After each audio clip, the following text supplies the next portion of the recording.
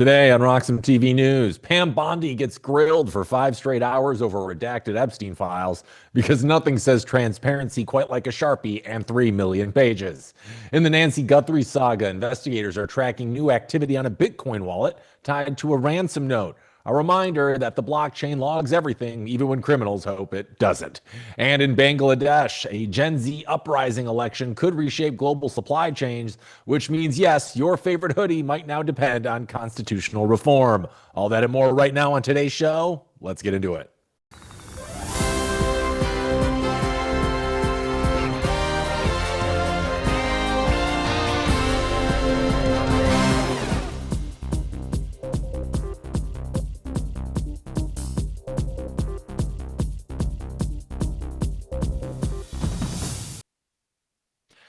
Well, happy Thursday and welcome back to another edition here at RoxomTV News. I'm your host, Hank Hudson. We're going to jump right into this morning's top story that's occurring in Bangladesh, where they are counting votes tonight in what many are calling the most consequential election in the country's modern history. Now, this was the first national vote since the 2024 student-led uprising that left roughly 1,400 people dead, forced longtime Prime Minister Sheikh Hasina to flee the country, and brought an abrupt end to years of tightly controlled elections. Thursday's vote unfolded under heavy security, but turnout was notably high. Now, officials and voters alike described it as something they had not experienced in years, the ability to cast a ballot without fear of arrest, intimidation, or interference at the polling station. The roots of this moment trace back to what many inside and outside Bangladesh describe as a Gen Z uprising. University students and first-time voters formed the backbone of protests that began over corruption and economic inequality. What started as campus strikes and social media mobilization quickly expanded into a broader anti-government movement demanding institutional reform and fair elections. That generational momentum has carried directly into this vote. Younger voters now represent a growing share of the electorate, and political parties have actively recruited younger candidates in an effort to capture that energy and credibility. The election is also defined by what was not on the ballot. Sheikh Hasina Awami's League, historically the country's dominant political force, was barred from contesting after the Election Commission suspended its registration. Now, under Hasina's tenure, elections technically continued, but critics described them as constrained by arrests at polling stations, intimidation tactics, and limited real competition. With the Awami League excluded, the main contest has centered on the Bangladesh Nationalist Party, or BNP, and a broader coalition led by Jamaat-e-Islami. Now, the coalition also includes the newly formed National Citizen Party, created by leaders of the 2024 student protest movement. Pre-election reporting suggested the BNP held a slight edge going into voting day. Now, the BNP is traditionally center-right and nationalist. It emphasizes sovereignty, market-oriented economic policy, and reducing the concentration of executive power that defined the Hasina era. At the same time, past BNP governments have faced criticism for patronage networks and weak follow-through on institutional reform. Its acting leader, Tariq Rahman, returned after years abroad and has framed his campaign as a clean politics reset. The message is calibrated toward voters who supported the uprising and want confidence and stability, but without sliding back into one-party dominance. Jamaat-e-Islami, however, represents a different political current. It advocates a stronger role for religion in public life and law. Critics worry that a larger Islamist presence in parliament could narrow protections for women and religious minorities. Supporters argue that it gives voice to a socially conservative constituency that felt sidelined under secular leadership. The National Citizen Party positions itself as a reformist alternative to both legacy camps. It campaigns on anti-corruption measures, institutional independence, and generational renewal. But it lacks the nationwide machinery and funding networks of the established parties. Its decision to align with the Jamaat-led coalition has also complicated its image as a clean break from traditional politics. Take a look. Once a leader of the uprising, Nahid Islam now heading the NCP. We have experienced many challenges as a newly formed political party. We came from a mass uprising. Faced with lagging support, a controversial choice. A multi-party alliance with Jamaat-e-Islami, an Islamist party now sending a more secular message. everyone, irrespective of his faith or any consideration, everyone will enjoy the same rights here in Bangladesh. Dozens of NCP members resign, including Tasnim Jara, now canvassing as an independent candidate. The concern is when we align with the old political forces, that is not what attracted people like us to the politics in the first place. The trust from people for established political forces has eroded because we've seen promises. Now, the phrase Gen Z election does not necessarily mean a single youth party sweeping to power. It reflects a broader demand for accountability and transparency across the political spectrum. Still, optimism is not universal. Take a peek. We are shifting from a revolution to a stable situation. So to bring stability, we need an elected government. I want to see a change in this perspective that the people of this country will not be treated politically for their political bloc or political party affiliation, but I hope that the people of this land will be treated as a citizen. The current situation reflects perfectly the proverb, old wine in a new bottle. To me, I think the uprising has been fruitful for a handful of people only, despite the fact that its essence was to revive our democratic demands and traditions. But overall, the general public got nothing out of it. I feel the old way of rule is continuing, and the new state has become crooked.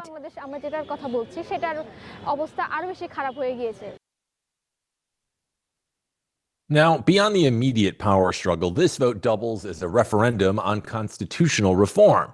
Proposals include safeguards designed to prevent the return of strongman rule, such as changes to election administration and limits on executive authority. Interim leader Muhammad Yunus has framed the election as a foundational moment for a new Bangladesh, attempting to translate the energy of a street uprising into durable institutional change. Younger voters have been clear about their priorities. They are focused less on ideology and more on jobs, cost of living pressures, and the ability to speak freely without fear. Bangladesh's local press has documented a sharp rise in younger candidates on the ballot, suggesting the uprising did not just change who votes, but who believes they have the right to govern. And the controversy, however, runs even deeper. Supporters argue that excluding the Awami League was necessary because the political system had become too coercive for fair competition to function. Critics, however, counter that banning a major party introduces its own legitimacy problem and risks replacing one form of managed politics with another. And that tension between cleansing the system and preserving pluralism will shape what happens after the final votes are tallied. And there is also an undercurrent of concern about the rise of Islamist forces and what that could mean for minority communities and women's rights. Now, democratic symbolism after an uprising does not automatically guarantee liberal outcomes or long-term stability. So why should the viewers in the US or UK care? Well, Bangladesh is the world's second largest garment exporter after China. It produces clothing for major global brands, including Zara, H&M, Primark, Walmart, and Shein. Garments account for roughly 80% of the country's export earnings, and if political instability returns, whether through unrest, strikes, or policy reversals, factory output could slow. And when factories slow, shipments are delayed. And when shipments are delayed, retailers face tighter margins, higher costs, or a scramble to shift production elsewhere. That can mean higher prices for fast fashion, fewer seasonal releases, and additional strain on brands already navigating inflation and weak consumer demand. Bangladesh's garment industry employs roughly 4 million workers, many of them are women. And changes in labor protections, wage policy, or political oversight could ripple into Western corporate sourcing standards and ESG commitments.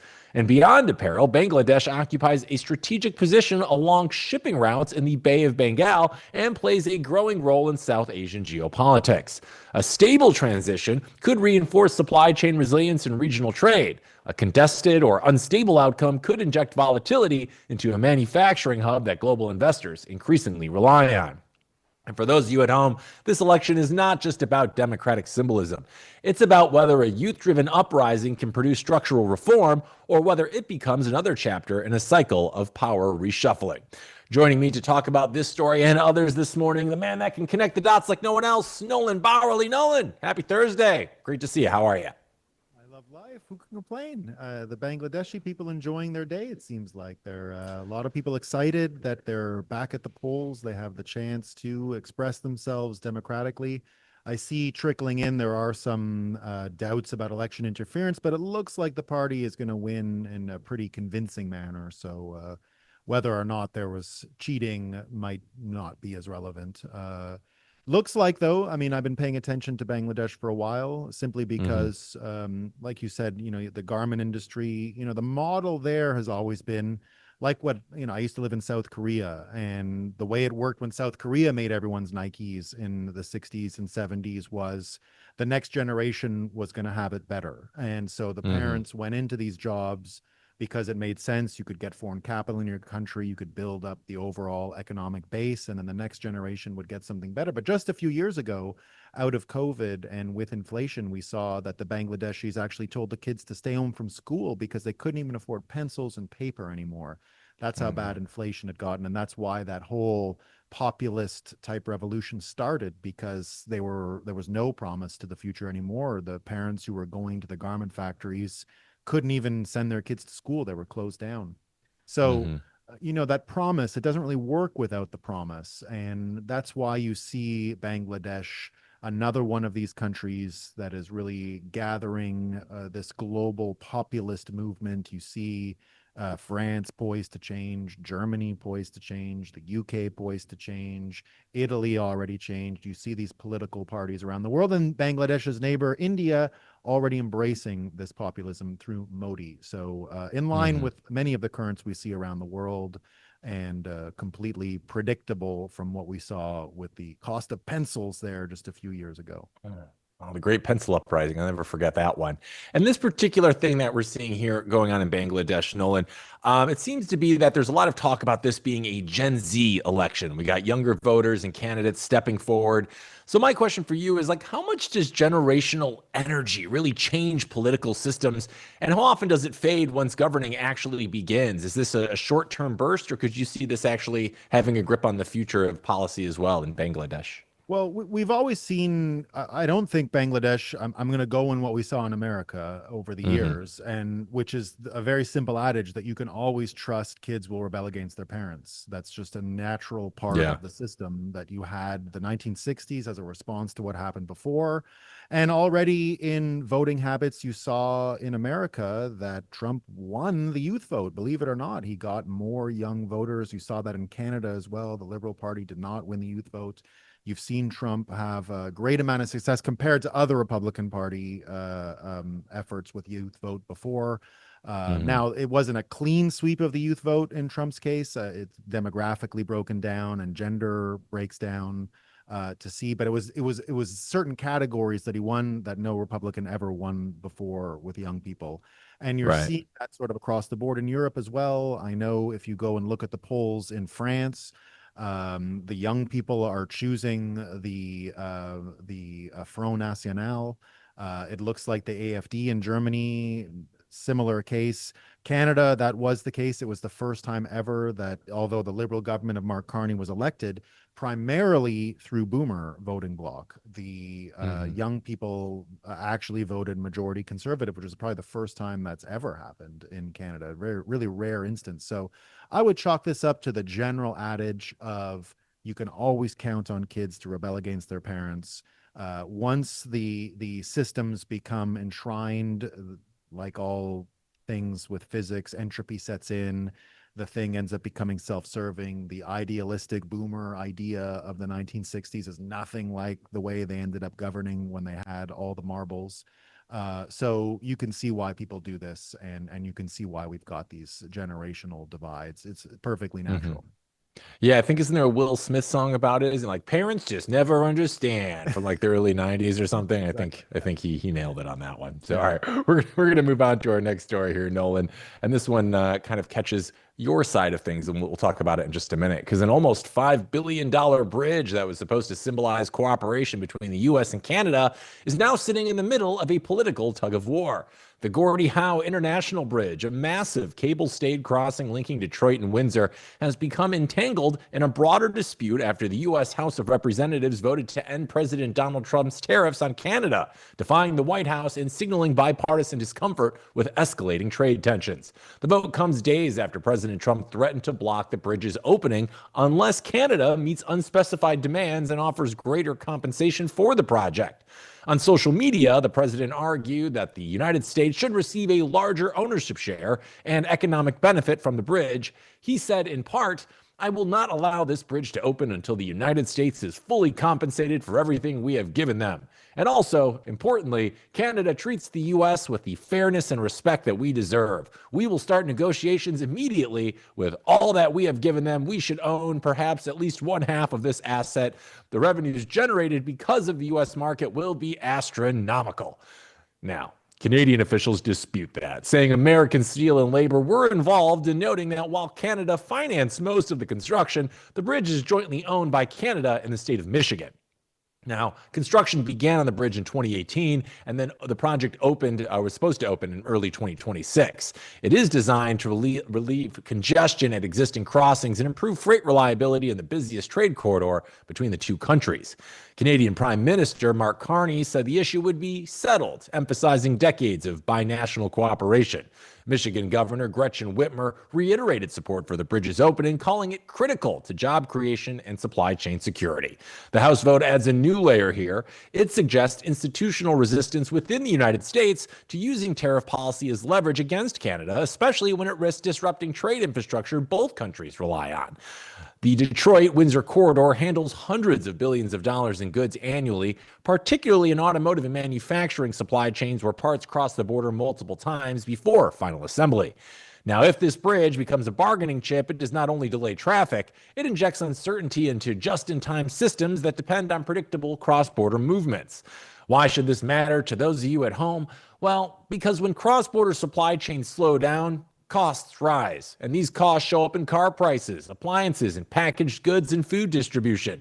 And when businesses see political risk attached to infrastructure and tariffs, they price that uncertainty into investments. And that can mean delayed hirings, slower expansion, and tighter margins. At its core, this dispute is not only about ownership percentages or steel content, it's about how trade policy is used, who controls it, and whether long-standing economic integration under agreements like the USMCA remain predictable. A bridge that was meant to ease trade has become a test of how the United States balances executive power, congressional authority, and its economic relationship with its closest neighbor. We're bringing Nolan back. Nolan, we got this bridge going up between Detroit and Windsor, and when infrastructure projects like this between allies suddenly becomes a political flashpoint, what does that usually signal about the broader relationship? Things have felt a little rocky in the last year between U.S. and Canada, and I got a feeling it's our fault. What's your beat on this one? Well, so let's separate that note that Trump's put out in two parts, because it really is a story in two parts there. He pivoted to the China and the hockey thing, which is always funny. So I'll talk about that after. The first part, so I sat through, I don't know how many hours of deliberations about this bridge, because the committee I worked for in Canada, I worked for two parliamentary committees. The Senate Banking Committee, which is how I got into Bitcoin. We did a study on Bitcoin in 2013. But I also sat on the Trade and Communications Committee, and that is the committee that had to figure out and appropriate the funds to build this bridge. Now, the reason why it was built, and this is sort of a rare L by Trump, because the reason why this was built is the owner of the Ambassador Bridge, it's a privately owned bridge by a fella from Michigan. Matty Maroon is his name. I think he just passed away, but his family still owns it. They lobbied heavily for there to be no other options. They did not want to pay for it. So in the end, that's what the deliberations that I sat through were about. Canada just paid the whole bill for this and just built it and just said, okay, fine, because there was no incentive on the other side to actually go and build the bridge. So it ended up looking like exactly what Trump wanted for the wall in Mexico. It was Canada is going to pay for the bridge, and we're going to get the bridge, and you know who's going to pay? It's going to be Canada. It was exactly what Trump wanted for the wall in Mexico. It does fit with his form of nationalism. Canada is the one who's going to benefit from the traffic flows and the reduction from the Canadian to the American side. The traffic is larger in that direction than it is in the reverse. So there's many reasons why this was paid for by the Canadians and built by the Canadians. And they were even going to share the revenue with the Americans because they absolutely just needed it built. So what I think is going on here is this guy understood, and that we had to hear from Matty Maroon back in those days because we understood the game plan for years. This bridge, the second bridge, was 30, 40 years in discussion.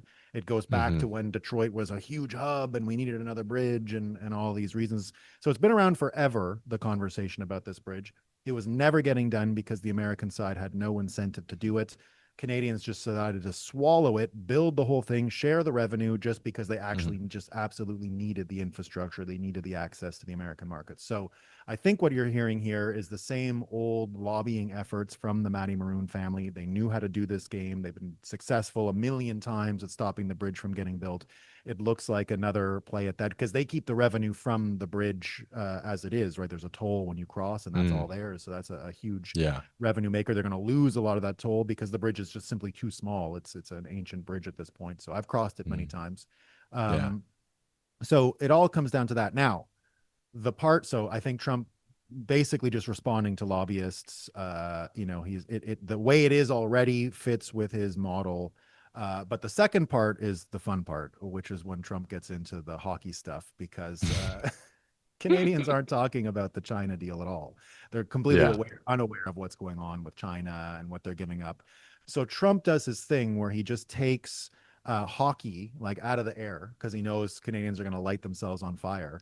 And he'll say, hey, the Chinese are going to end hockey first thing. There's going to be no Stanley Cup, which is, of course, absurd. Of course, it's stupid.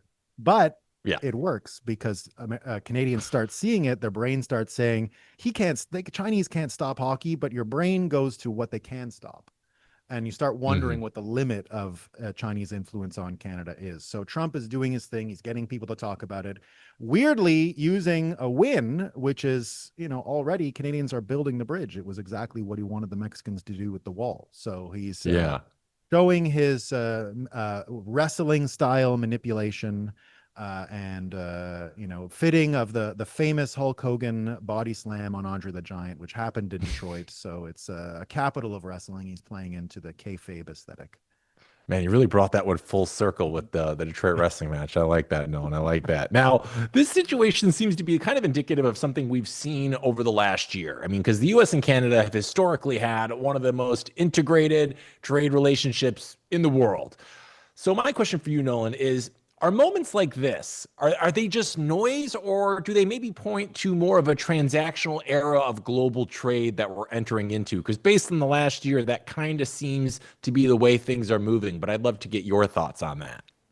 Yeah, I think in many ways, this goes back to when, Trump has kind of a preternatural smell for weakness. And if you remember, you might not, but Justin Trudeau flew down to meet Trump when he was still president-elect. He went down to Mar-a-Lago and talked about what you were mentioning, USMCA, the otherwise known as NAFTA, the North American Free Trade Agreement. And he went down and said, okay, now that you're president, let's talk about it. And Trump said, well, what if I scrap it? And Trudeau gave him the honest answer, which is Canada would cease to exist. And so Trump said, well, if you have to have trade benefits in order to exist as a country, you're not really a country. Why should I do that? So that's where Trump started to get his whole line of 51st state. And you couldn't help but see the weakness of Trudeau.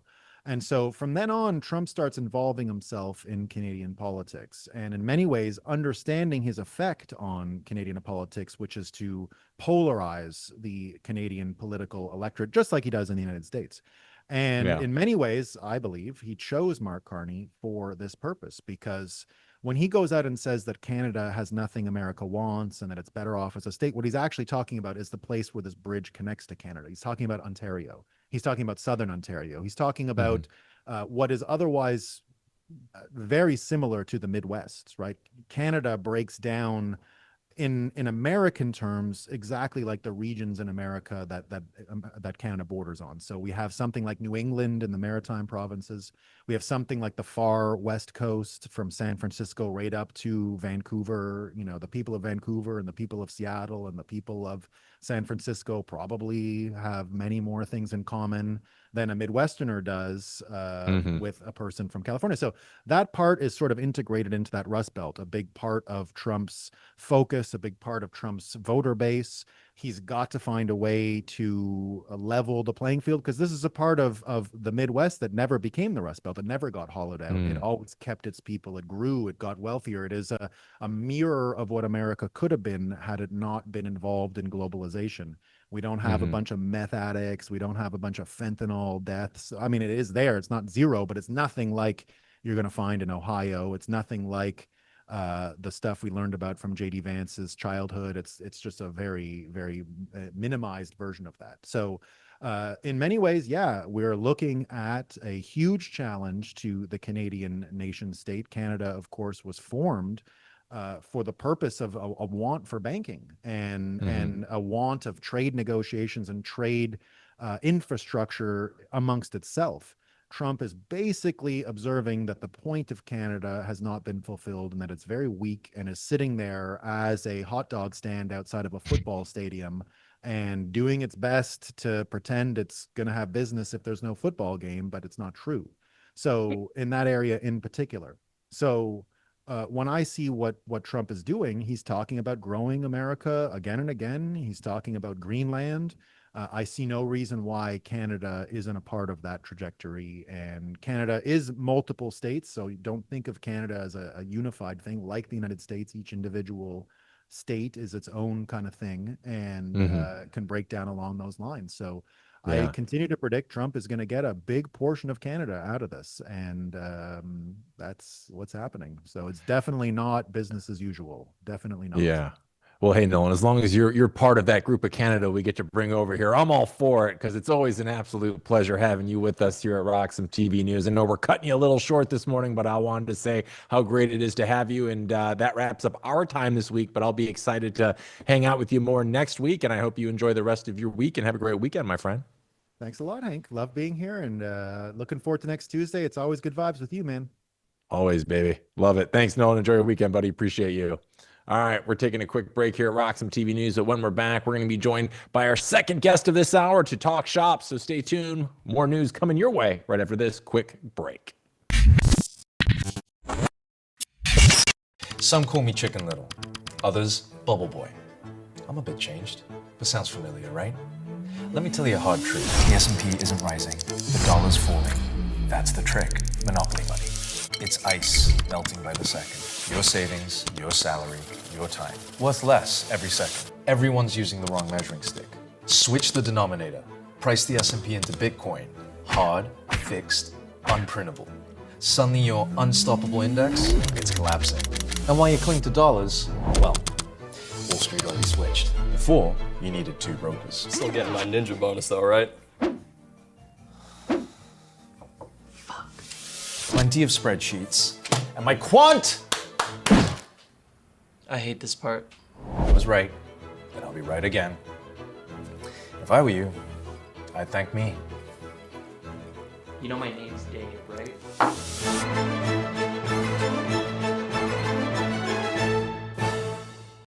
Security matters. Zappo Bank. The only way to bank your Bitcoin. Apply now at zappobank.com. All right, welcome back to the show. Next up, I'd like to welcome a guest who's been building in Bitcoin for years, focused not on price predictions or headlines, but on making Lightning payments actually work in the real world. His company is at the center of the push to make self-custodial Bitcoin payments simple, seamless, and scalable, helping move Bitcoin from something you hold to something you can actually use. Joining us now is the co-founder and CEO of Breeze, Roy Sheinfeld, everybody. Roy, welcome to the show. We're super pumped to have you, and so is our studio audience. How are you this Thursday? Thanks for joining us. I'm great. Thank you for an amazing introduction, Hank. I think you actually nailed it. Oh, love to hear it. Yeah, I don't know. Like people are so crazy about the price, but that's not what Bitcoin is about, right? Like people forget, but Bitcoin, the core of Bitcoin is being like technology revolution. It's the revolution of being able to move value. It's not really about the price. The price is just one factor of why Bitcoin is amazing. In the first time in history, we have the best store of value. But we also have, and that's what people tend to forget, we have the best medium of exchange. And that can change the way we live. Absolutely. And I want to get into it right away with you, Roy, here. So before we even get into Breeze and Lightning and everything you're building today, I want to rewind a little bit. And just, what were you doing before Bitcoin entered your life, and what kind of first caught your attention about it? Can you tell us a little bit about that journey for you? Sure. Actually, it's an interesting story because I've been in Bitcoin since 2013. And when I say being in Bitcoin, like I just bought some Bitcoin and kind of left it aside. That's how I started. But and that's because I read the white paper. The Satoshi's white paper was ingenious. Like the convergence between game theory, economics, cryptography, everything together was just kind of a wonder to me. That I said to myself, okay, that there's something there. Let me dabble in it. I'll buy some Bitcoins, but I didn't really get into working in Bitcoin. Mm-hmm. But in 2017, and I was always in software, enterprise software, most of my career. My previous job was I was a co-founder and CTO of an enterprise B2B collaboration company. And in 2017, I actually got Crohn's disease. I don't know if you're familiar, but I took it very seriously. I was kind of completely disabled for 6 months. Because of it. And for the audience that is not aware of what it is, it's actually an autoimmune disease that basically that the body attacks itself. And Bitcoin, if you can believe it or not, was one of my ways to get out of the disease and put the Crohn into remission, because it gave me a purpose. When I ask myself during this period of time on why am I, like, I know it sounds like a bit of a cliche, but it's true. I ask myself a lot of questions when you're kind of completely getting knocked down by life. You need to kind of revisit what you do. And Bitcoin at that point gave me purpose. So I decided to, after that, and Bitcoin was one of the methods that kind of helped me get away from being ill. I decided to dedicate my time to working on Bitcoin. Wow, that's a crazy story. So you got into it in 2013. You got Crohn's disease around 2017, and at that point, you were looking for something to kind of hang on to, and then that's when you started really digging deeper into the Bitcoin space. Am I understanding that correctly? Yes, it's perfect. Because what happens, like when the body attacks itself again, I want it's not a show about Crohn's disease, but Crohn's disease it's about stress, and stress always stems from friction, and friction comes from misalignment.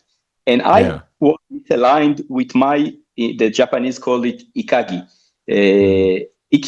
It was kind of where are you positioned in the world? Like, are you bringing to the world the value that you need to bring to it? And when I kind of self-reflected and asked myself, okay, am I doing something that is useful? Am I leaving a better world for next generations? The answer was clearly not.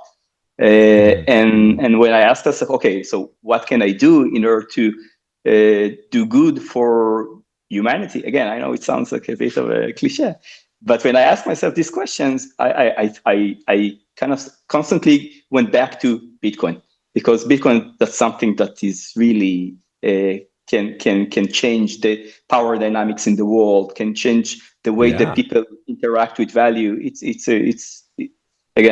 an amazing revolution. Yeah. So then that brings us to Breeze, where it sounds like you kind of found some of your purpose that you were looking for there. So I want to move on to that. And for someone watching who maybe knows about Bitcoin but hasn't heard of Breeze yet, Roy, how would you describe what you and the team there actually do in simple terms?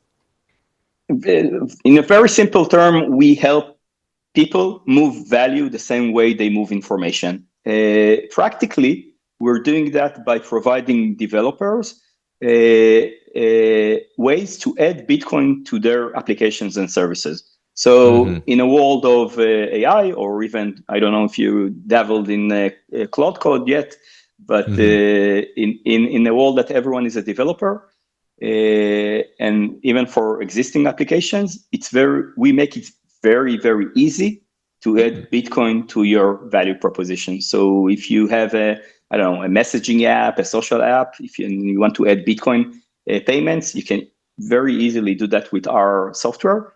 But also if you're building vertical applications or whatever, we take care of the Bitcoin part for you. So Roy, when you first started Breeze, what was that problem you saw in the ecosystem that you felt nobody was solving properly that ultimately led you to creating the company? Was it you just figured that in this Bitcoin future, people are going to need help kind of working Bitcoin into their businesses? Is that how Breeze began, or what was the process behind that?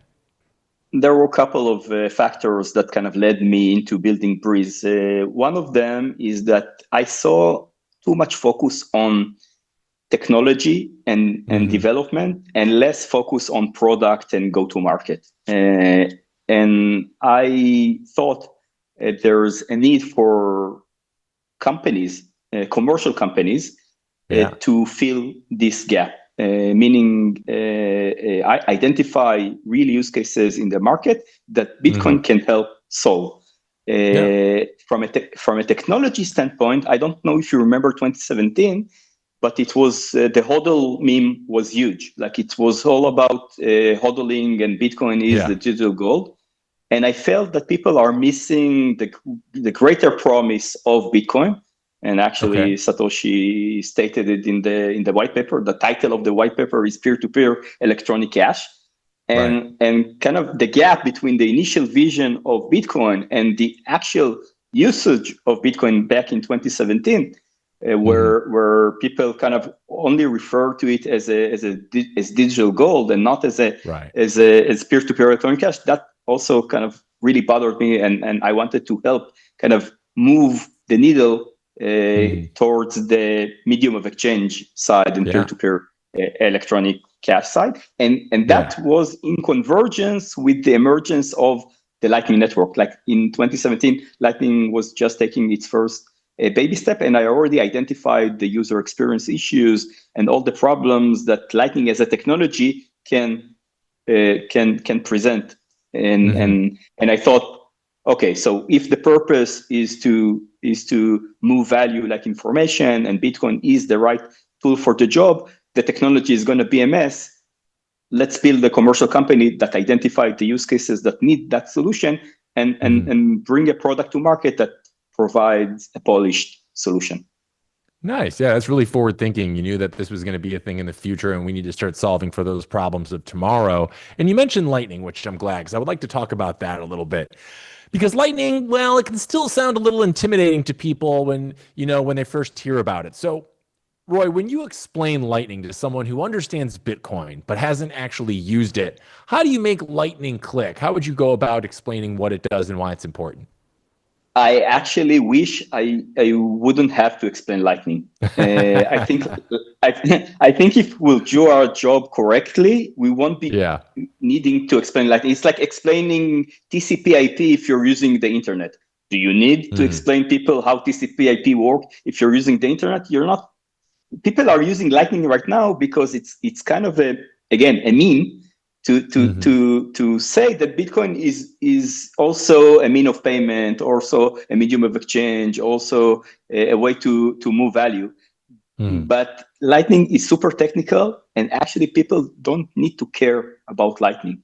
There are different aspects of Lightning. We can drill down into the tech. The tech is fascinating, don't get me wrong. No, and I just can the geek simple. on the tech. explanation of it to someone who's new.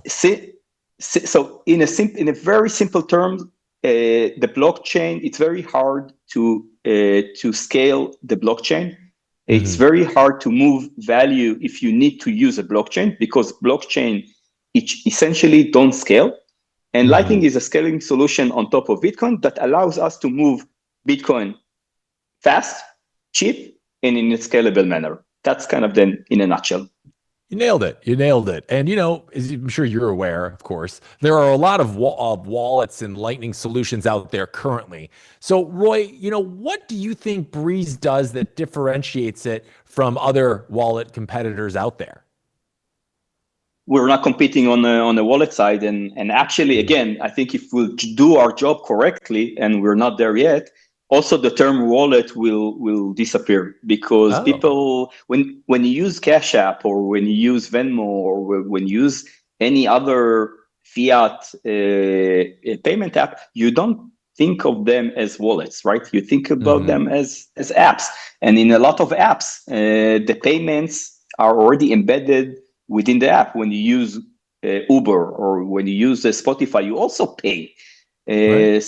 So I would love for kind of also the term wallet exists because of user experience friction. It's a wallet because you need to save a key, and that's also kind of a friction point.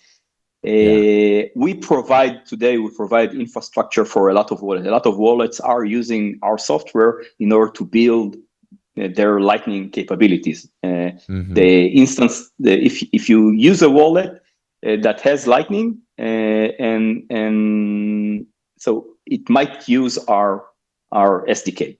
That's what we do. We provide a software development kit that allows people to add Lightning capability to their wallets.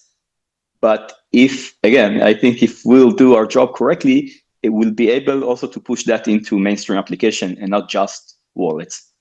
Okay. I hope it makes sense. Yeah, no, I think I'm getting the grasp here. And Roy, you know, who are you and the Breeze team really building for today? Is it more so for individual users, businesses, developers, fintech platforms, or where do you kind of see your strongest traction right now?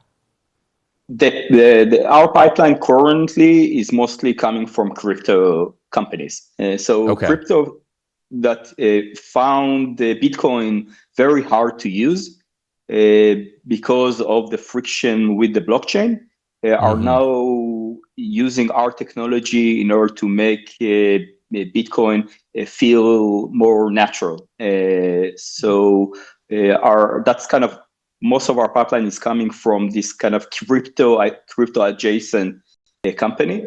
And just an example, last week, DBlock, a neobank in the EU, released an integration that is built on top of the Breeze SDK that brings Bitcoin payments to all over their users. Next week, Cake wallet is going to release their Lightning implementation on top of the Breeze SDK. And like most of our pipeline is kind of this type of wallets, neobanks, swap providers, bridge providers, wallet providers that want to add Lightning. Now, Roy, I'd like to circle back for a second to something we mentioned earlier. You know, we talked about in the white paper, Bitcoin was meant to be peer-to-peer cash, and, you know, payments were one of Bitcoin's original promises. Now, if you and I are being honest with each other, how close are we today to that vision truly becoming a mainstream reality? You think we're still a far ways off from Bitcoin truly being used as a peer-to-peer currency, or do you foresee that happening sooner than later? What's your beat on that? So Bitcoin is being used as a medium of exchange. So I want to kind of differentiate between medium of exchange and merchant adoption. These two are different. Bitcoin is being heavily used as a medium of exchange, not necessarily for the use cases that people think of when they think of payments. For example, Bitcoin is a super speculative asset still, and people are trading Bitcoin all the time, and they're doing that at scale. And for that use case, people are also using Bitcoin as a medium of exchange, meaning kind of the velocity and the throughput of Bitcoin is huge. People aren't aware, of it, but it's being traded like 10x a year on top of its market value. So people are constantly moving Bitcoin. That's what I'm trying to say. But yes, most of the use cases are trading use cases. There are pockets of Bitcoin being used as a for remittance, for example, because the liquidity that Bitcoin has and the traction that Bitcoin has and the market share that Bitcoin has is very strong. So Bitcoin is the only currency, I think, outside of USD, and even better than USD at some areas of the world, where you can move Bitcoin almost anywhere, and there's enough liquidity in order to swap it to a local currency. So as a token of moving value globally, Bitcoin is being used a lot. Where is Bitcoin is still weak, and I think actually in that front, Bitcoin adoption will come last. That's for merchants. Merchants aren't adopting Bitcoin as a mean of payment, and rightfully so. There's a lot of friction when it comes to accepting Bitcoin as a mean of payment for merchant. Volatility is one issue. Tax regulations and taxes are another issue. The fact that you need to pay taxes when you accept a Bitcoin payment on the fiat value, that's a major burden. Yeah, absolutely. I mean, and this last year has been really interesting. So I'd like to zoom out here for a second, Roy. 2025 was supposed to be a really big year in this space, and I think a lot of people's expectations weren't met, specifically on the price front. But we did get a lot of great tailwinds from the government. We got institutional buying. But now we're into 2026 after, again, what was kind of a flat 2025 based on people's expectations. Where do you see the market going this year? Do you think 2026 is going to be a fruitful one for Bitcoin? Like, how do you see this year playing out after all the disappointment we've had in 2025? What's your kind of beat on where we are right now? You want the brutal, honest truth?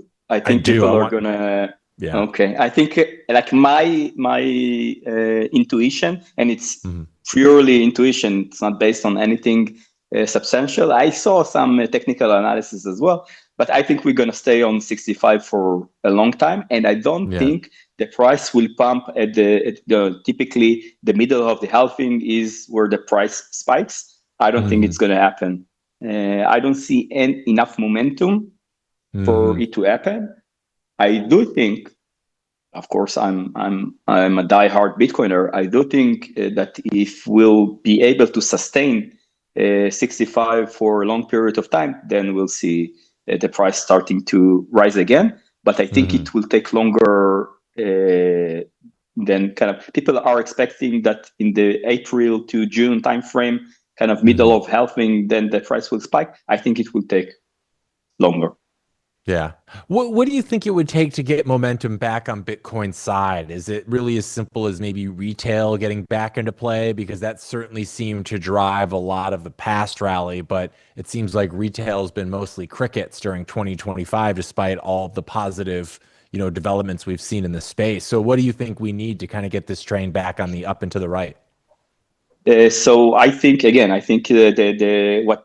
what people are missing is the technology advancements of Bitcoin. And Bitcoin now with new technology, Lightning is an Uber term, but there's there's many technologies that comprise Lightning right now. I don't know if you heard about Spark or Arc. There's a lot of technology advancement that make Bitcoin very, very useful. So Bitcoin is being rebuilt, and there's a lot of innovation within the Bitcoin ecosystem that will bring us to Bitcoin rails as an essential part of the market. Currently, the market moves value on top of blockchains, and stable coins are being used a lot to move value. I think that's Bitcoin will gonna gain a lot of traction and take a lot of value, extract a lot of value from the stablecoin market. There's a lot of companies that are working in that front. Lightspark from David Marcus to name a very impressive company that is making headways in that front.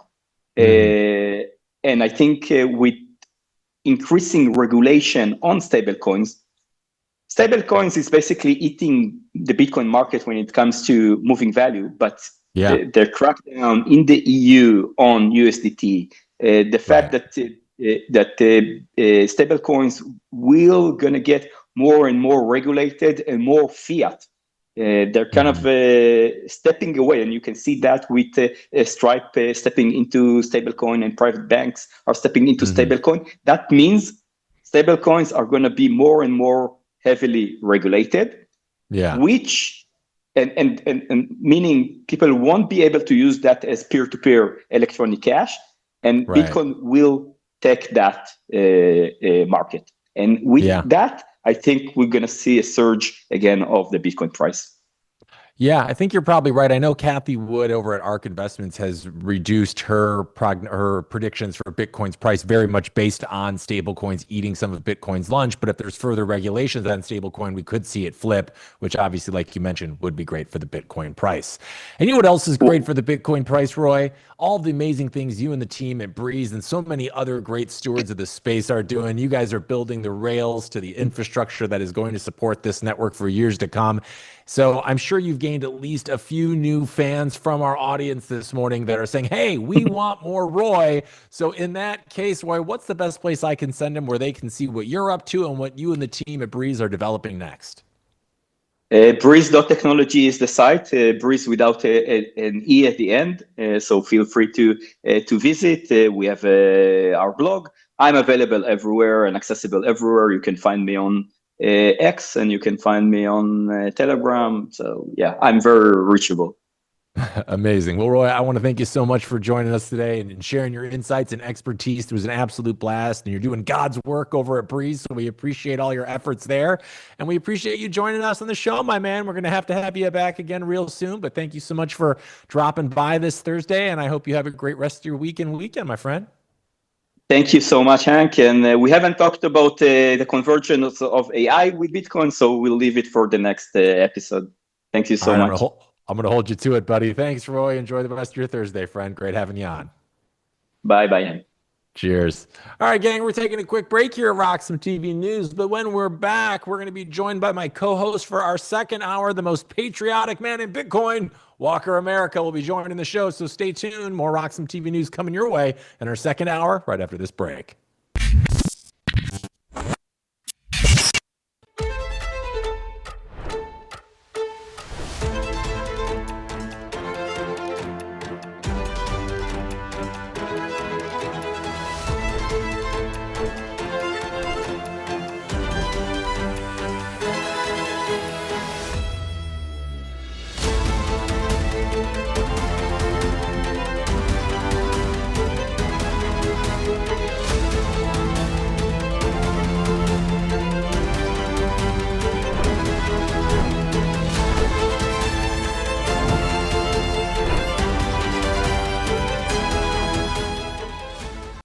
Security matters.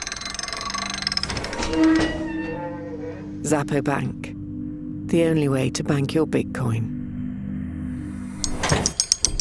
Apply now at zappobank.com.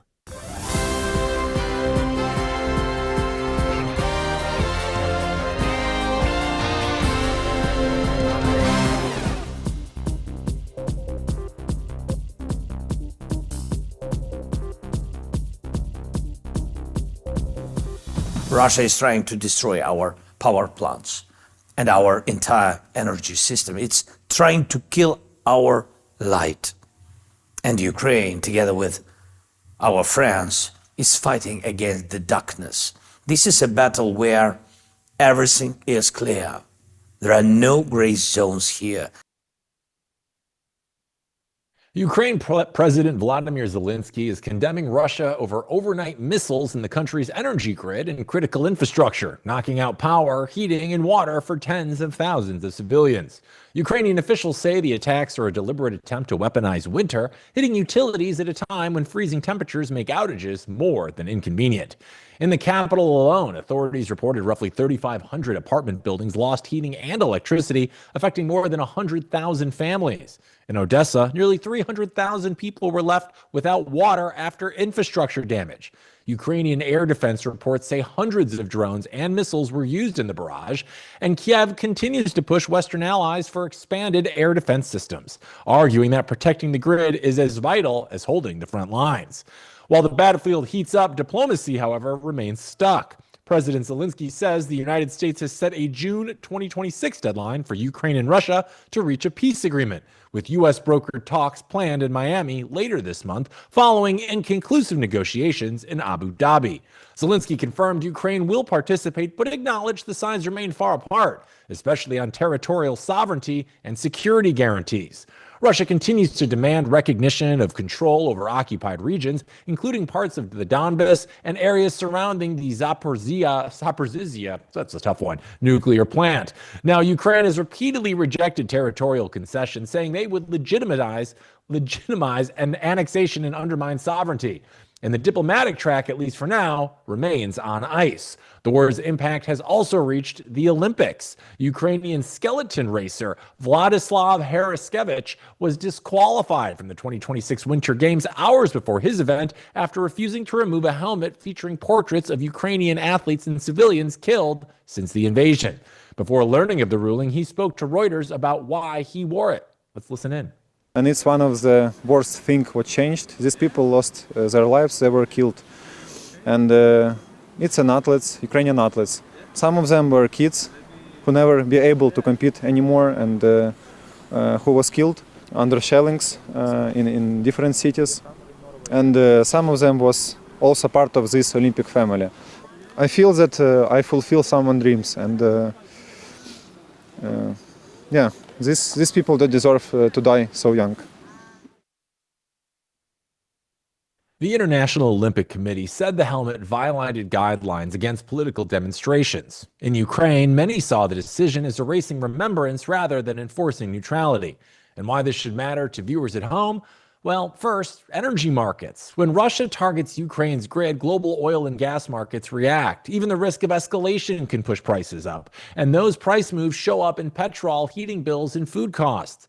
Second, public budgets. The U.S. and European governments have committed tens of billions of dollars in support for Ukraine. If peace talks stall, funding debates in Washington and European capitals intensify, affecting spending priorities and borrowing.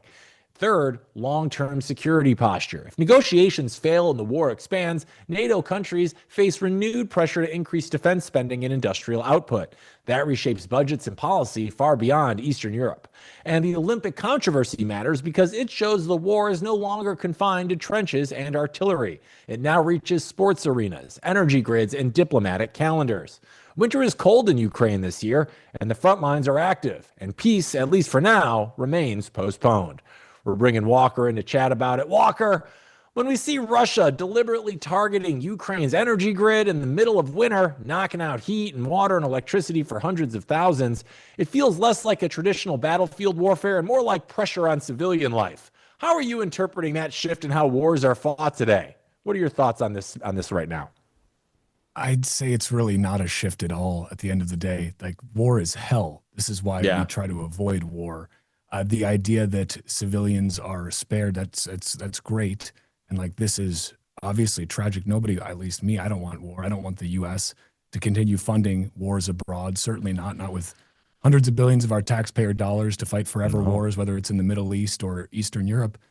But at the end of the day, I'm not surprised by this. I mean, what do you do if you want to exert pressure on a country to do what you want?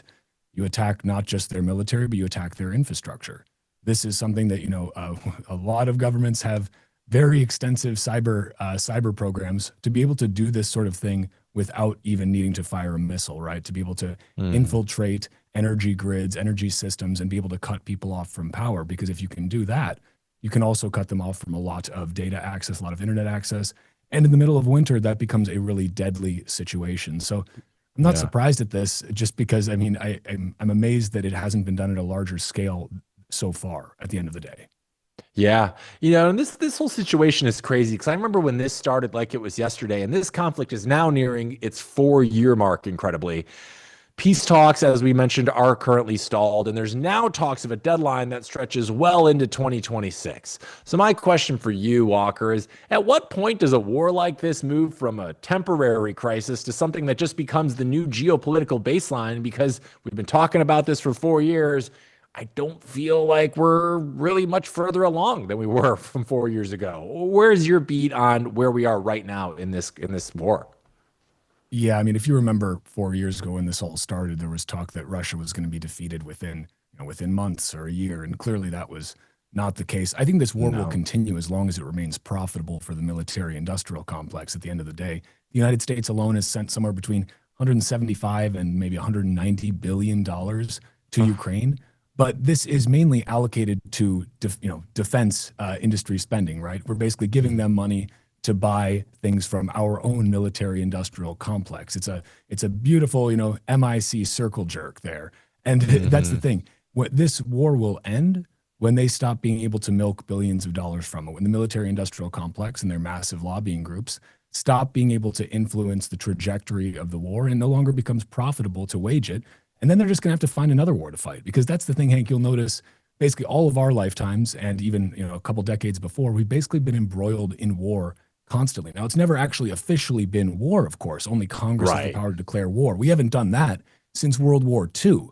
But somehow we've been able to execute all these special military operations, or we engage in war simply through economic warfare. We engage in war through funding, proxy wars essentially. So at the end of the day, I think that this doesn't end until war stops being profitable, specifically in Ukraine. Now, I think that could take quite a while, actually. Or it starts to end when you get a severe escalation from either side. Because if you think about it, and this is not me condoning this war in any way. I think this is horrible. I think the flower of both Ukraine's and Russia's youth is being extinguished and destroyed. And I think that is truly tragic, because wars are never fought between individuals. They're fought between governments. They're fought between states. Individuals don't wage war. Individuals do fight and die in them, however. But ultimately, it is somewhat shocking to me that Russia has not escalated this further to date. And I think a lot of that comes from the fact that so many Ukrainians identify as Russians. This is a very complex territory, one that I'm sure I don't fully understand. But talking, you listen to people who live there, you listen to people who have family there. I know a guy who has a Ukrainian mother and a Russian father. He considers himself somewhere in between. And this is a really complex, this isn't cut and dry. Zelensky saying that there's no gray area here, I think it's just fundamentally false. There is gray area when it comes to individuals. Maybe not from the state's perspective, but for individuals, I think there's a lot of gray area. And ultimately, I just would like to see an end to all this bloodshed and the extinction of the youth in both of these countries. Yeah, no, you make a really good point. I think that's something that's probably lost on a lot of, at least audiences here in America, is like how intricate these relationships are. Because like you said, you've got people in the Ukraine that identify as Russia and probably vice versa. So they probably almost feel like they're fighting against their own people to an extent for this, which adds certainly another layer of tension on the surface. And you mentioned something else earlier too about the military-industrial complex, right? And we've seen billions of dollars committed in the United States and Europe for support of the Ukraine in this war. Now, as domestic economies or economic pressures rise in this situation, do you think the public tolerance for that level of funding is going to start to shift? I think you said it's been like $190 billion or something around that over 4 years. That's a lot of money. At what point do you think people are going to start saying, maybe even more so than we're already hearing, like, this is enough. Like, we need to be taking care of problems at home here, not sending nearly $200 billion abroad. Like, do you see that already starting to shift within the confines of the United States? Are people kind of getting fed up with the fact that we've been funding this war for 4 years and it's still ongoing? What's your read on that right now, Walker? I think that a lot of people have been fed up with it for a long time. I think a lot of people really, it pushed them over the edge when we engaged in forever wars in the Middle East, and then had probably the most disastrous pullout as possible and left the Taliban armed and controlling a region that we just spent trillions of dollars trying to apparently build up and give them democracy. And then it's just like, oh, well, shit, guess we're out on the next plane. And bye, guys, why don't you deal with this? Now the Taliban runs the place. There's, girls and women have basically zero rights there. And it's just a terrorist state over there. So, I mean, this is the thing. The U.S. engaging in foreign military conflicts that, because I won't say wars, because we, again, haven't engaged in a war since World War II, because Congress is the only one that has the power to declare it. This doesn't, what is the benefit that we've gained from it? Like, are we better off from the forever wars we waged in the Middle East? I don't think so. Did that create more terrorists than it destroyed? Probably. Because if you see, your family get blown up by a drone strike, it's a pretty good way to radicalize you. I think I'd be pretty damn radicalized if I saw that. And so when it comes to, Ukraine and Russia and this continued funding of this military operation over there, special military operation, I think that people are tired of it. I think people see homeless veterans on the streets in America and say, why aren't we taking care of them?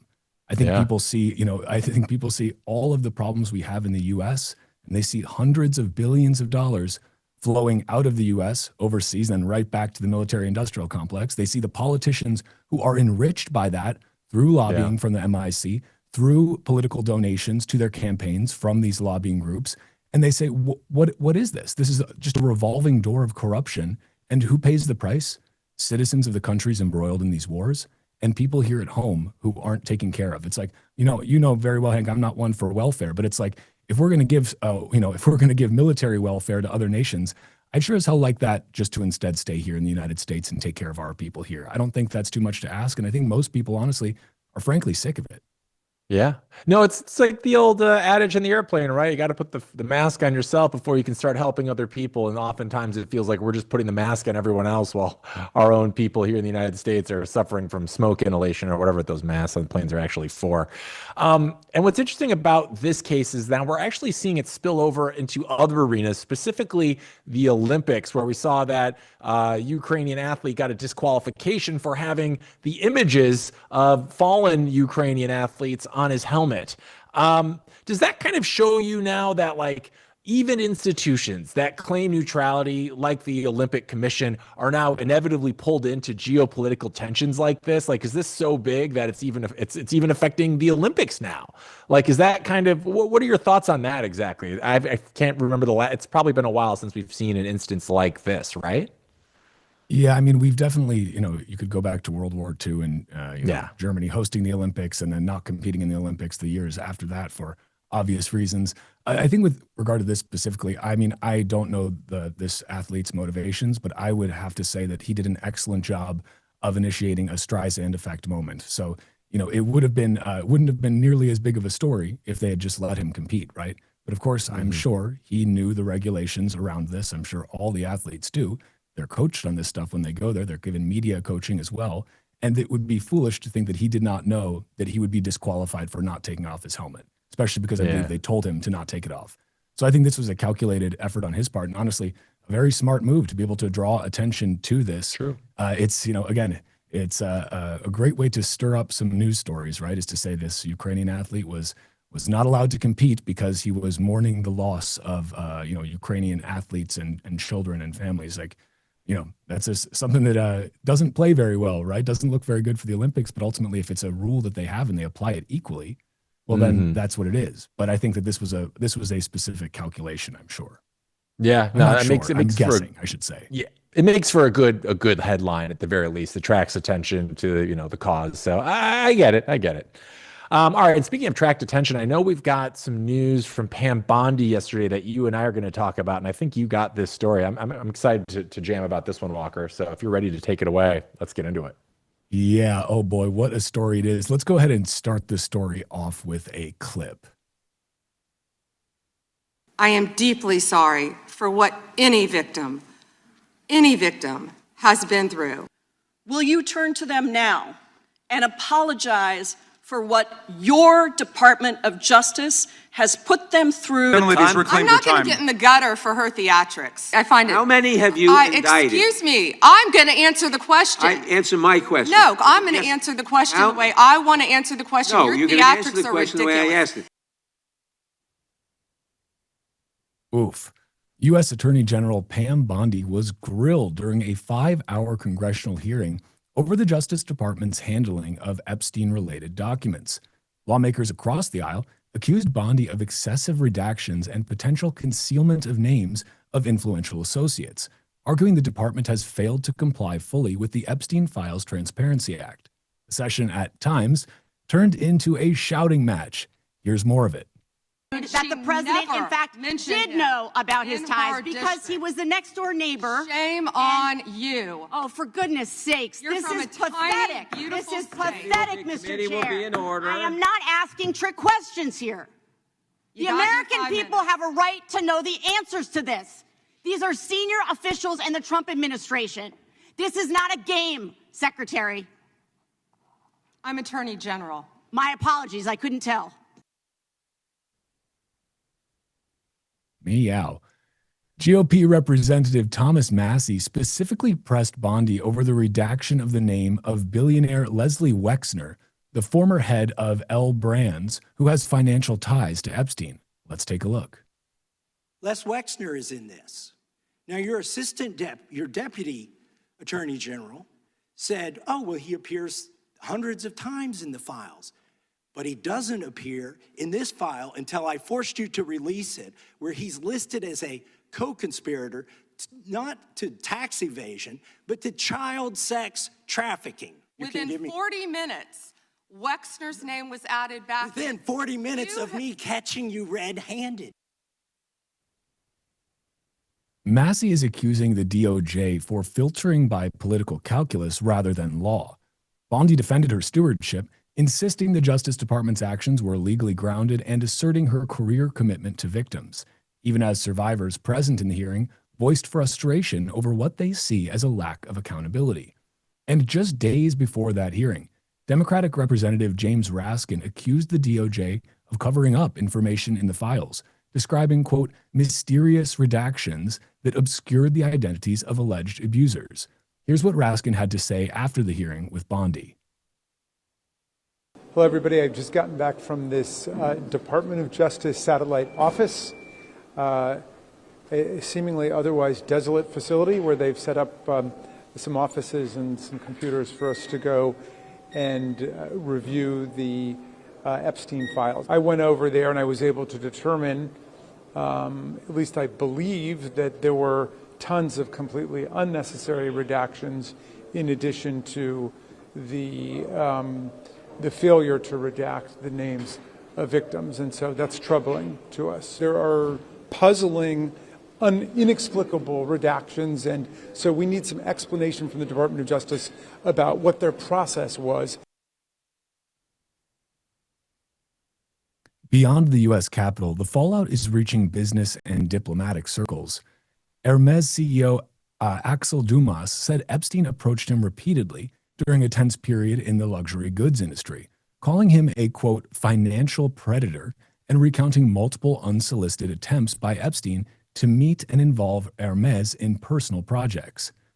Dumas's remarks underscore how Epstein sought entry into business elites well beyond his criminal sphere, even into high finance and corporate governance. Deutsche Bank has drawn fresh scrutiny for its slow disengagement from Epstein as a client. Internal DOJ files show the bank continued to provide financial services to Epstein through mid-2019, months after notifying him of intentions to cut ties, and only fully severed the relationship after his 2019 arrest. The bank has paid substantial penalties in earlier years for regulatory failures in its oversight of Epstein, raising questions about how financial institutions enabled or overlooked red flags. In France, a mid-level diplomat named Fabrice Edan has denied accusations that he transferred confidential United Nations documents to Epstein. French authorities have alerted prosecutors, and initiated disciplinary proceedings, while the diplomat's lawyers rejects the charges. The allegations stem from over 200 documents in the Justice Department release linking Edan to unauthorized sharing of UN materials with Epstein, bringing the scandal into global diplomatic circles. Now, why does this matter? Well, the Epstein files are not just lurid flashpoints. They expose ways in which wealth and influence have historically insulated individuals from scrutiny and how institutional inertia can protect elites at the expense of victims and public interest. Let's go ahead and bring Hank back up on here. Hank, I mean, I, for one, am shocked that they asked Pam Bondi about Epstein during this Epstein hearing, to which I think she believed it was perhaps an economic hearing. She was talking about the Dow, a lot of it in some of these other clips. What was your read on her kind of just demeanor, her presentation, her reaction during this hearing? Yeah, just unbelievable. She got asked the question about Epstein. I mean, Pam was put in this spot, I think, for this exact reason. This is deflection. This is classic. I feel like the DOJ is not complying with what Congress was asking for, and they're just kind of choosing to implement these rules when is convenient for them. Like, let's redact the billionaire and let's unredact him and redact. Like, this is all craziness. Pam Bondi needs to get the hell out of there. People are pissed. And this was just, it was a lot of theatrics. But really, what this is to me, there's a big question here, and it's like, does Congress believe the Justice Department is complying with the law as written, or is it just managing optics here? And that seems to be the overlying tension that's kind of driving this story. And I think Pam Bondi wasn't doing herself or anyone any favors with how she was kind of dodging a lot of that questioning from what I saw yesterday and that. So, yeah, this is exactly why she was hired. This doesn't surprise me at all. And we just keep going further down the Epstein rabbit hole, wondering when, if ever, will it end? But I think we might be plowing all the way through China, because this thing just keeps getting more and more interesting as we get little tidbits of more information that's unredacted and then redacted again. So this wasn't a big surprise to me, but she's not coming out of this looking too rosy from my seat. What are your thoughts, Walker? Yeah, I think that what Trump is very good at is putting people in positions that can provide good cover for him. Now, depending on as he's going to feel out the reaction here, and it seems, and I'll tell you why in a second, but it doesn't seem that he's actually feeling it out very well right now. He's not reading the room too well, and I'll tell you why in a moment. But usually what he does is he'll put people like this that are very good at what they do. They are, firebrands, right? They're good at firing back. And, she wasn't even that great at it, but she's pretty good at it, right? She was fiery up there. But the idea is that then when they get kind of disgraced in the public eye, they can just be let go, and then Trump can say, "Look, I dealt with the problem, and I took it out." Yeah, Pam Bondi, never trusted her, didn't like her. She shouldn't have been there. But I'm draining the swamp. But then I was thinking maybe Trump would have that reaction to this, because honestly, I don't see how anyone could have watched any of that hearing and not thought, "Oh my God, this is embarrassing," and it looks and smells like Pam Bondi is just actively covering up for who knows what, but allegedly covering up for who knows what. Got to be careful. Don't want the AG coming after me. But Trump posted on Truth Social, and he said, "AG Pam Bondi, under intense fire from the Trump deranged radical left lunatics, was fantastic at yesterday's hearing on the never-ending saga of Jeffrey Epstein." Why won't it just go away? It's never ending. Where the one thing that has been proven conclusively, much to the chagrin, was that President Donald J. Trump has been 100% exonerated of the ridiculous Russia type charges. Boy, I don't know if it was really Russia was the foreign government we were worried about here, Mr. President. But okay, we'll just let that one slide, right? And then he goes on to say, actually, it's the slimeball Democrats, many of them big donors and politicians that have been proven guilty. And then he says, Republican loser, sanctimonious rhino, Congressman Tom and Massey, made a total fool of himself yesterday, fighting aimlessly against a hopeless agenda of hate and stupidity. Okay, it goes on like that for a while. I find it very telling how people react to this. Also, specifically, how people react to Thomas Massey, because I'd love your thoughts on this, Hank, but by my calculus, Thomas Massey seems like one of the only halfway decent politicians we have in Washington. He's not afraid to go against the crowd. He's not afraid to go against his own party. We need more of that, not people who just vote along party lines, who talk the party talk. I like Thomas Massey. As far as politicians go, he's all right in my book, because at least he's trying to go against the crowd and get some truth for the American people. Because I hate to break it to President Trump, this isn't going away. People want this. Part of the reason they elected you was so that you would get this stuff out there. To believe it's going to go away is a fool's errand. But what's your read on kind of the reactions to this that you've seen, specifically all of the hate that seems directed from the GOP towards Massey? I mean, that's not surprising. Trump is incredibly vindictive. So anybody, especially who's in his own party, that goes against him, he's not going to be pleased about. But I have one question for you that I was kind of thinking about too. we've seen it time and again, as you kind of mentioned. Trump's really good at kind of picking a fighter to represent, like a little spark plug, like a Bondi or someone else. But then when the reactions to whatever that situation has come out in a way that's unfavorable, he then immediately throws them under the bus. They're stupid, they're idiots, whatever. We saw it a lot, especially during his first term. I think he fired like over half of his cabinet or something. Why do we keep trusting people that Trump is hiring when he himself keeps firing them? Can we make sense of that for me? Because that seems to be something that's happened during his first term, specifically, and then you're seeing it now kind of happen again in the second term. Like, how can we trust the head of state when he can't even trust the people that he's hiring? Yeah, I mean, I think this is this is classical political maneuvering, right? Most of the cabinet exists to provide cover for the president. I'm not saying that's like what they should exist for, but that's functionally what they exist for. They exist as a smokescreen. Have we ever seen cabinet members get fired like this after they've been hired? It's unprecedented, right? I mean, I can't say that I know for all of U.S. history, but I have to imagine his numbers are the best. He's fired, he fires people bigly.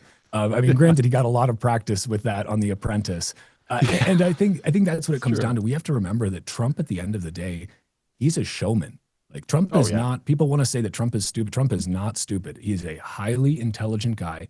He knows what he's doing. Now, I'm not saying all this, like, he does some stupid stuff. I'm not saying he's always playing 4D chess or anything like that. Far from the case.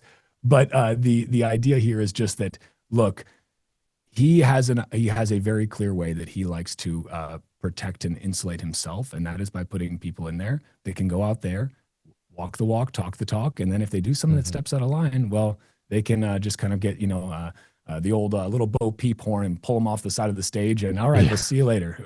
Drain the swamp again. But yeah. Yeah. It doesn't exactly instill a lot of confidence in me in terms of like the highest person in the land just can't seem to, I don't know. I don't think it's a great look, but Trump certainly does things his way, and sometimes they're very effective. Sometimes they're not as much, like anyone else, I guess. So we'll see. It's something I have noticed time and again. And I was like going through my Rolodex of past presidents, and I'm just like, I cannot remember somebody openly firing and disparaging people he hired as much as President Trump has. But I guess that's part of his style. And like you said, with The Apprentice, kind of part of his brand. So I guess I probably shouldn't be too surprised. All right, we're going to move on, Walker, because it's time for our Bitcoin stories of this hour. So, guys, let's roll the stinger so Walker and I can get into it.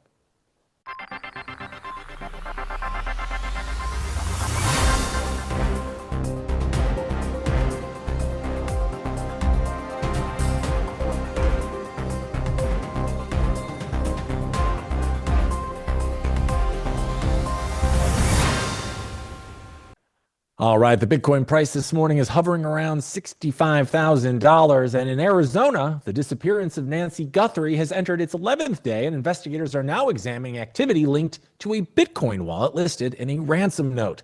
According to Fortune, a payment was reportedly sent to the Bitcoin address referenced in letters demanding Bitcoin for Nancy's safe return. One of those letters reportedly requested 1 BTC in exchange for information about the alleged kidnapper.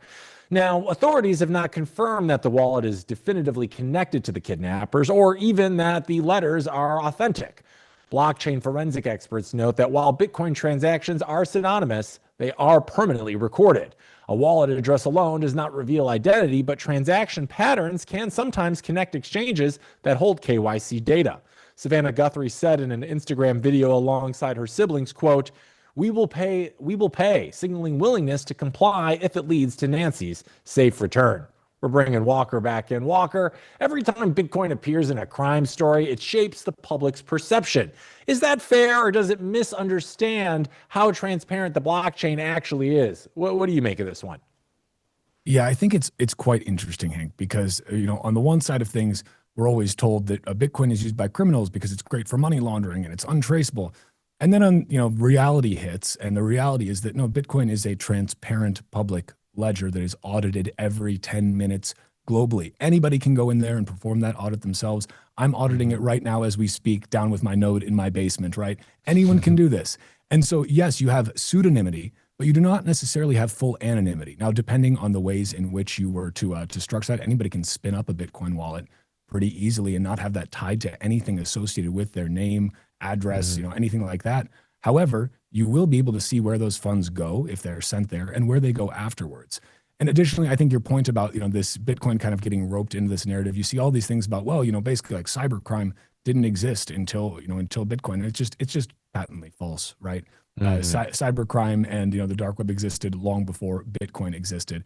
Does Bitcoin enable that to be a little bit easier, perhaps in some ways? Sure.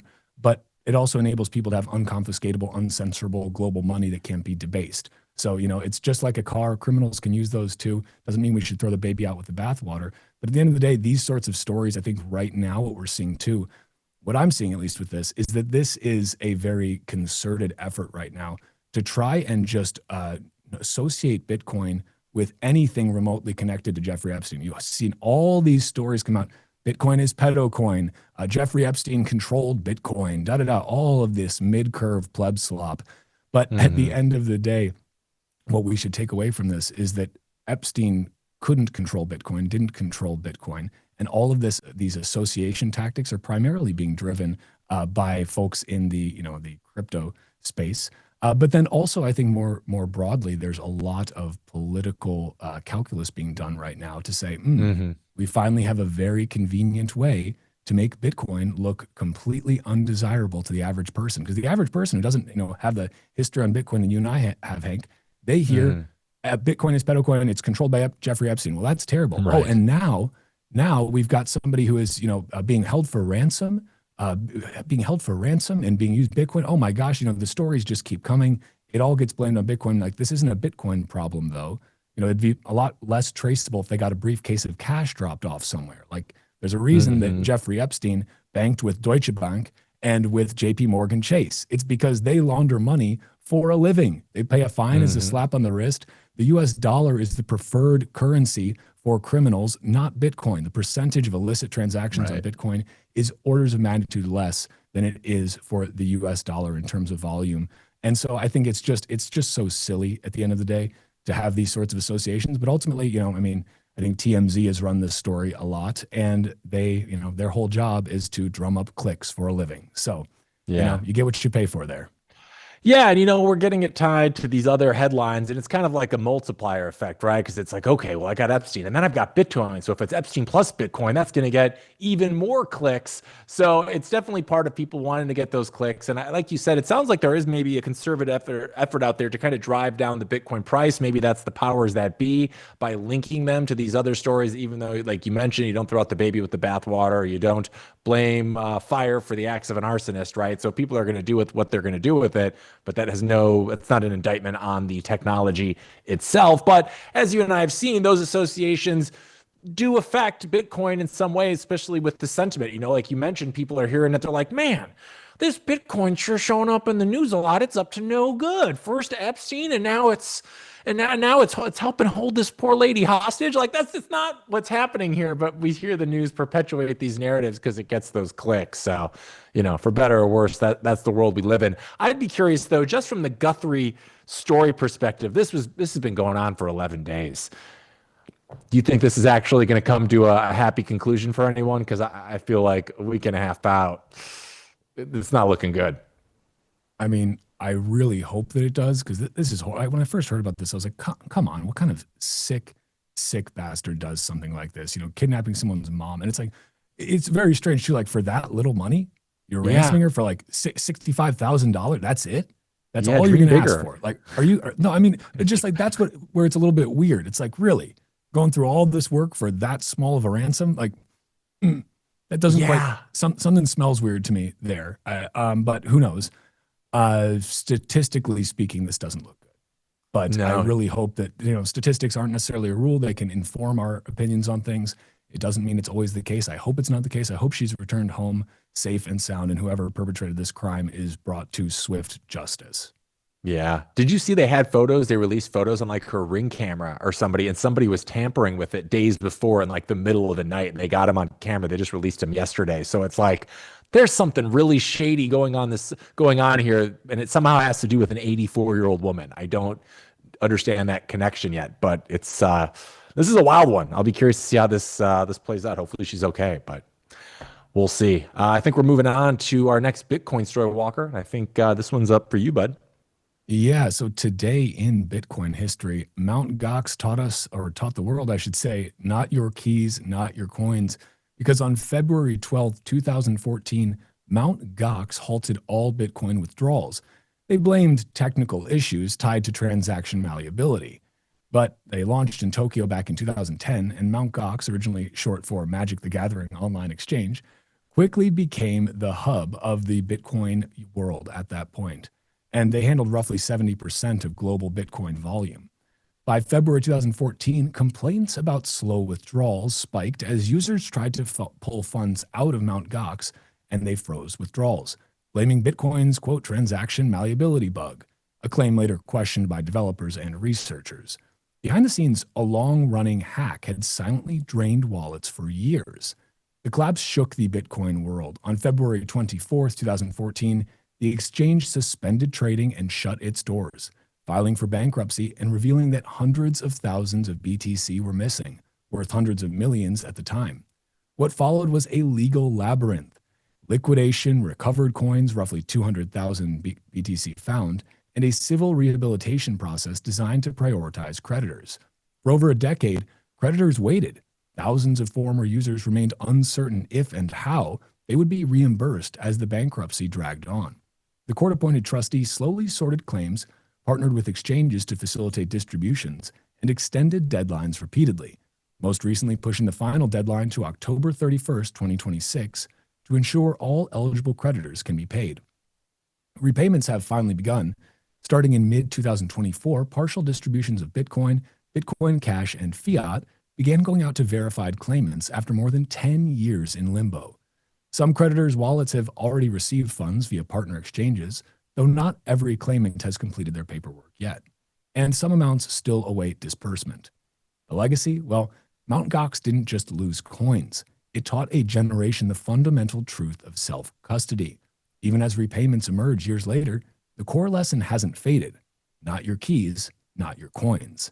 And today, while the ecosystem has matured with far more exchanges and large institutional players offering Bitcoin exposure through ETFs, ETPs, and other financial products, the core lesson still remains unchanged. Infrastructure may look more polished, the logos may be bigger, and the balance sheets may be stronger, but custody risk never disappears. The principle is timeless. If you don't control your keys, you don't truly control your Bitcoin. And as Satoshi said in the white paper, the main benefits are lost if a trusted third party is still required. Hank, I'd love to bring you on here just to get your take on this. I mean, this is one of those mottos that is repeated by us Bitcoiners ad nauseum. But it still seems that, years later, probably there's still a lot of people who are going to end up learning this the hard way. I think it's a great reminder to get your Bitcoin off exchanges. What do you think? Yeah, I mean, I think, it's, again, one of those things like you kind of mentioned. I don't think people really take it seriously until something happens to them. I think that's maybe just part of the human condition. We see it with everything else in the world. And I think not your keys, not your coins is a very realistic goal for a lot of people, but it's not necessarily universal in today's, Bitcoin ecosystem, because not everyone needs to self-custody 100% of their holdings now, right? It seems like maybe a more practical approach today for a lot of people out there, maybe like a layered custody solution, right? Like you got self-custody for your long-term savings, and then you got, more regulated products for liquidity. So maybe multiple wallets, depending on what you're trying to do. And, I think the real takeaway now isn't that everyone must self-custody. It's that everyone should just understand the trade-offs when they don't, right? And that just comes down to an education thing, which we know is a big part of the battle in the Bitcoin space, is just getting people educated into why self-custody is important and why they need to be aware of these things before something ultimately happens to them. So, I think it's a great mantra, but I don't think it holds quite the same way maybe it did back, 10 years ago, because just the ecosystem has changed and matured a little bit. But, I would definitely tell people, not your keys, not your coins. That's pretty much one of the Bitcoin rallying cries. What are your thoughts on it now, Walker, as opposed to maybe when you first got into the space? Yeah, I mean, when I first got in, because I had heard statements like this repeated a lot on Twitter, then at the time, now X, but for me, as soon as I had got enough Bitcoin on the exchange, I got myself a hardware wallet and got it transferred over. And I remember doing that for the first time was nerve-wracking. I was worried I was going to screw something up. Did it go through your chat? You're refreshing the block explorer every couple of seconds. Okay, is it confirmed? Is it confirmed? Waiting for 6 confirmations. So I agree with you, and it's not always the most let's say the opinion that people like to hear the most. But I think it is very fair to say that, look, self-custody is for anyone who wants to do it. That's the beauty of Bitcoin, right? Bitcoin is for anyone who wants to use it. However, most people probably won't. And that's okay. Those that do have self-custody as a superpower. They can take their wealth with them anywhere in the world, across any border, with a few words in their head. That is a superpower that we have never had before. But a lot of people, especially perhaps if they're older or less technologically savvy, they're just not going to do it. I think there's also probably a UX component to it too. It's obviously gotten much easier to self-custody Bitcoin in recent years. There's so many different hardware wallets now with varying degrees of kind of, user skill required or not required. But a lot of people still would just rather have it sitting in an IBIT ETF where they don't actually have the Bitcoin, but they've got the exposure to it. And that's really all they care about. But, those people are also thinking more primarily in fiat terms. And I think there's a certain level of rabbit hole depth that occurs where you start thinking in Bitcoin terms. And again, it goes back to the fact that the main benefits are lost if a trusted third party is still required. So for me, and maybe one other thing I'd mention on this is for anybody who does want to take their Bitcoin into self-custody, this is a great reminder that when you're withdrawing Bitcoin from an exchange, you should wait until you have a sufficiently large UTXO. Without getting too nerdy, a UTXO is an unspent transaction output. It is where your Bitcoin lives, right? Your private keys unlock the ability to spend that unspent transaction output and create another UTXO through that. Now, I'm not going to get into the weeds there, but the point is you should make sure that UTXO, that amount of Bitcoin that you're sending, you should be able to, usually exchanges will batch all this together, but you don't want to be sending $50 of Bitcoin to a hardware wallet. You want to be sending, 1 million sats to a hardware wallet, basically at a minimum. People have different thoughts on how big that UTXO should be, but you don't want to be sending something that's so small that it may later be impractical to spend it because transaction fees are higher than the actual amount. Then it basically becomes dust.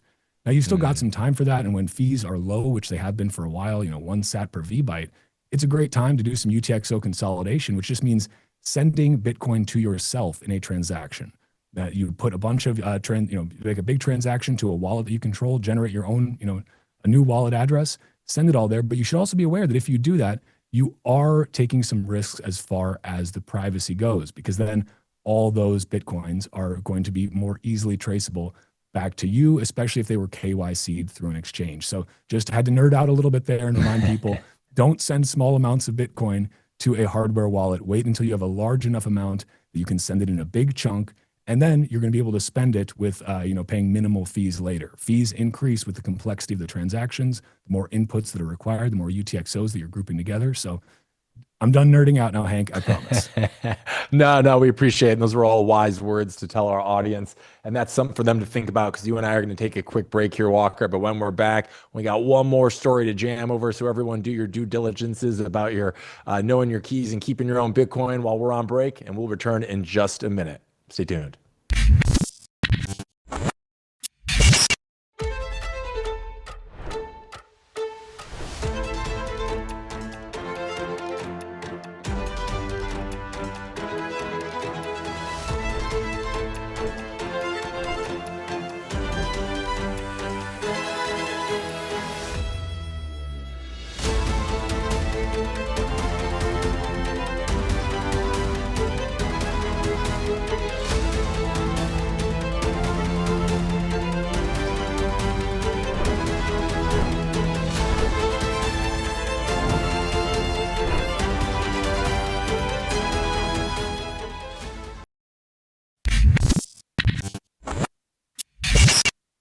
Are you interested in effortlessly growing your Bitcoin portfolio? I sure am. And the Bitcoin credit card by Gemini earns you Bitcoin back on every purchase. Use it like any credit card. Buy lunch, gas, or your weekly groceries, and you'll earn up to 4% back instantly in Bitcoin or one of over 50 other cryptos straight to your account. All that with no annual fee. And right now, you can grab a $200 Bitcoin welcome bonus. It's the easiest way to start building your Bitcoin stack. Just go to Gemini.com to learn more. Welcome back to Roxom TV News. We're going to finish up with our last story of the day as a group of Republican lawmakers are urging the Federal Communications Commission to investigate the Super Bowl halftime show headlined by Bad Bunny. Lawmakers argue that portions of the performance crossed into indecency on broadcast television. They are asking how the NFL and NBC Universal vetted the show for compliance with FCC rules. Critics point to choreography and visual elements they describe as sexually suggestive for a family audience. Some are calling for potential fines or even a review of broadcast licenses. Supporters of Bad Bunny pushed back, noting that the Super Bowl halftime show has long pushed cultural boundaries and that similar controversies in the past have not resulted in FCC enforcement. Now, why this should matter to those of you at home? Because this is about who decides the boundaries of culture on public airwaves. And in an era where most media is streamed, clipped, and shared online anyway, the question is whether broadcast decency rules still shape culture or simply spark the argument afterward. We're bringing Walker back. Walker, this whole thing started as a Super Bowl halftime performance, and now it's turned into lawmakers calling for FCC investigations. Do you see this as primarily as a standards issue or as a broader culture war moment playing out through entertainment? What is your beat on this? Because this whole Bad Bunny halftime show has been a lightning rod for controversy. Yeah, I'm a little bit out of the loop on this because I unfortunately did not catch the halftime show. I also did not know what Bad Bunny looked like until very recently. As he's a chameleon, that one. Yes, as some of the team were also laughing at me for. I thought Bad Bunny may have been a woman for a while just because of the name. I was sorely mistaken, apparently. With regard to whether or not this is somehow politically or culturally motivated, I can't speak to that. I mean, I do know that if we all remember when the breast of Janet Jackson was exposed during that infamous Super Bowl malfunction with Justin Timberlake, we just looked this up, and it was exposed for about 9/16 of a second. They actually denoted the exact amount of time it was exposed for. I don't know how you can put a breast away in that amount of time. Yeah. But the FCC did issue a fine at that time.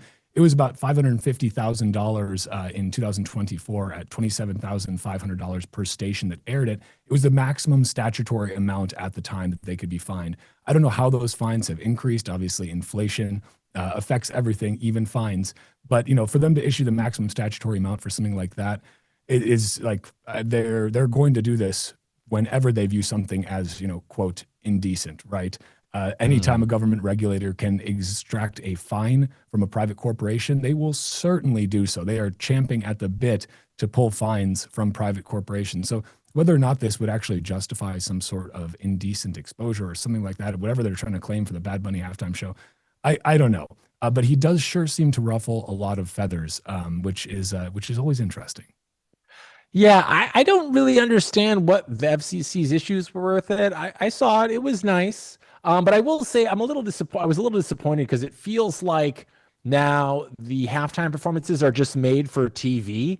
Like if you saw pictures of the audience at the stadium watching it, it looked terrible. Everybody was so bored and they're just like, what the hell is this? They used to make them so people in the stadium would get excited, but apparently that's not important anymore, but it used to be. Like when Katy Perry was on that giant lion like a decade ago. That was cool. But an interesting thing of Creed, what's they that? played a great halftime show. I got to bring up Creed, I mean, can you take me higher? Yes, sir, please. The hip hop one in LA a couple years ago where 50 Cent hung upside down was incredible. Like they've had some really good ones, and it's always been a big point of discussion, right? The Super Bowl halftime show, who's performing, and it's always been something that's kind of pushed cultural boundaries, from the wardrobe malfunctions that you spoke of to controversial lyrics. My question to you though is what we've seen this year, with all of everybody having an opinion on this Bad Bunny concert before it was even on air.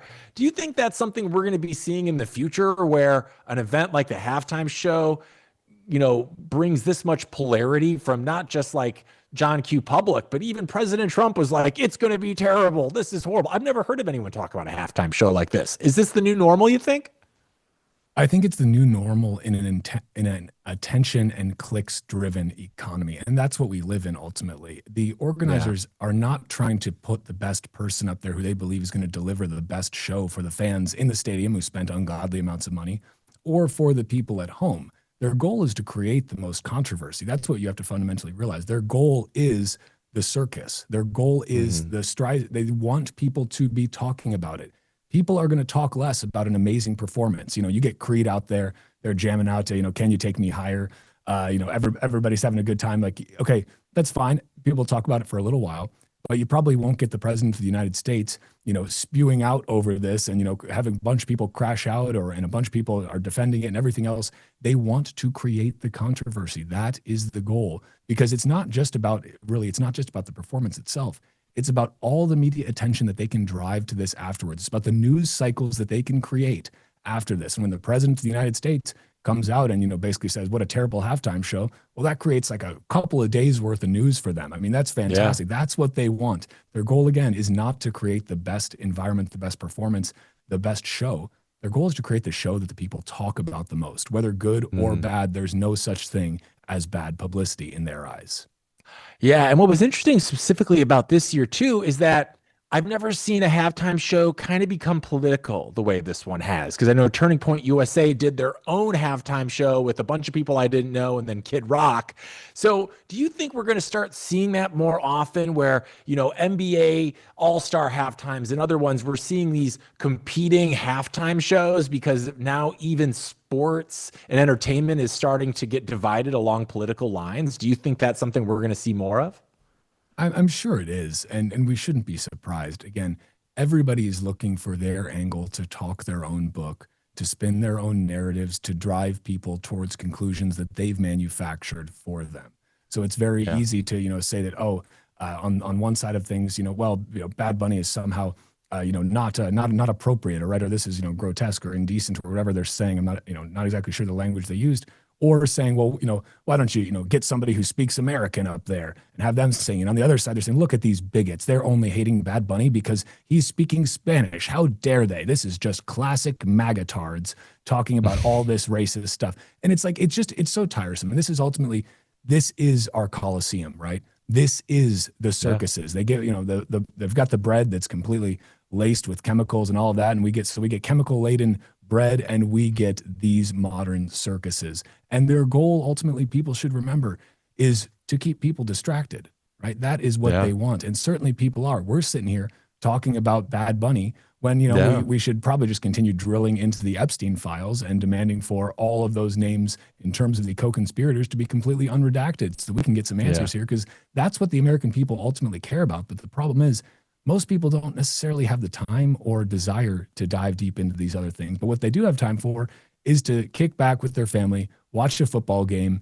have a good time, and then get super pissed off about whoever was the halftime performer after that. So, I'm not saying that it's a bad thing. Like, I played sports my whole life. I like playing sports more than I like watching sports. And I'm not saying sports themselves are bad in any way. I'm more so saying that with these kinds of things, this is the circus.